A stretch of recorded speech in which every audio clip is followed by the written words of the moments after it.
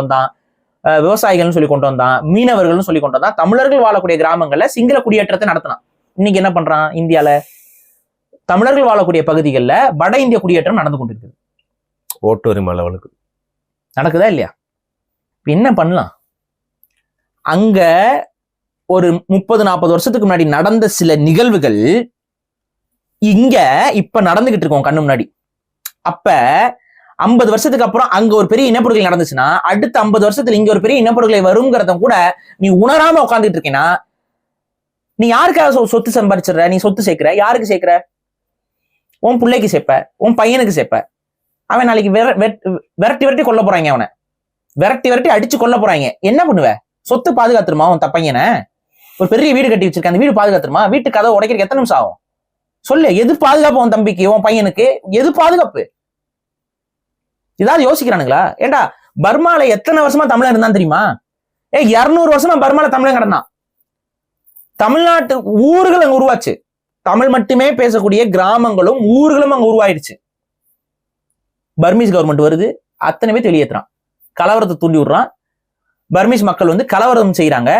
தமிழர்கள் விரட்டி அடிக்கப்பட்டாங்க. நிலம் இருந்துச்சு, தங்கம் இருந்துச்சு, செல்வம் இருந்துச்சு, வீடுகள் இருந்துச்சு, மாளிகைகள் இருந்துச்சு. அத்தனையும் விட்டுட்டு வந்தவன் தமிழன் எங்க வந்தான் தெரியுமா? தமிழ்நாட்டுக்கு வந்தான். இப்ப தமிழ்நாட்டுல இருந்து விரட்டினா நீ எங்கடா போவ? எங்க போவ சொல்லு? சொல்லு, நீ இந்த இடத்துக்கு நான் போயிடுவேன்னு சொல்லு. நீ ஏதாவது ஒரு இடம் சொல்லு, ஒரு லொகேஷன் சொல்லு. வேற என்ன இருக்கு? ஏன்பா நீ வந்து வெளியில போய் தங்கி இருக்கிற இடத்துல இத்தனைக்கு நீ அவங்களுக்கு எதிராக ஒன்றும் பண்ணல, உனக்கு நீயா போய் விரும்பி தங்கல, உன கொண்டு போய் வெள்ளக்காரன் குடியமர்த்தி விட்டான், அங்க நான் அடிச்சு விரட்டுறான், வேற வழி இல்லாம தாயில தான் திரும்புறேன். 200 வருஷம் சேர்த்து வச்ச சொத்துக்கிட்டு எல்லாத்தையும் விட்டுட்டு தான் வந்தாங்க. புள்ள குட்டிக்கெல்லாம் பணம், நல்ல வசதியா இருக்க குழந்தையெல்லாம் தூக்கிட்டு கையை தூக்கிட்டு வேற ஒண்ணு இல்ல, வெறும் கை வீசிட்டு வர வேண்டியதா போயிடுச்சு. கப்பல் அவன் ஏற்றி அனுப்புனான் கிளம்புன்னு சொல்லிட்டு, கையில எதுவும் எடுத்துட்டு போக கூடாதுன்னா. தப்பி தவிர 1-2 காதுல கடுக்கண்ணு இந்த மாதிரி ஏதாவது மாட்டி இருந்தது மட்டும் தான் தப்பிச்சுது. கையில நகை எடுத்துட்டு போக கூடாதுட்டான், தாலி மட்டும் கட்டிட்டு போன்ட்டான்.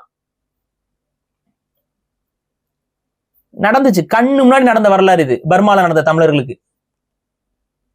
மலேசியால ஒரு கலவரம் வந்துச்சு, கர்நாடகத்துல காவேரி கலவரம் வந்துச்சு.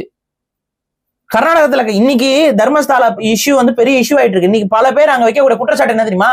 தர்மஸ்தாலா கிடைக்கக்கூடிய பல பெண் பிணங்கள் ஒருவேளை தமிழ்நாட்டு தமிழர்களே அடித்து, அதாவது கர்நாடக வாழ் தமிழர்களை அடிச்சு விரட்டின கன்னடர்கள் காலகட்டத்துல பல பெண்கள் கற்பழிக்கப்பட்டாங்க.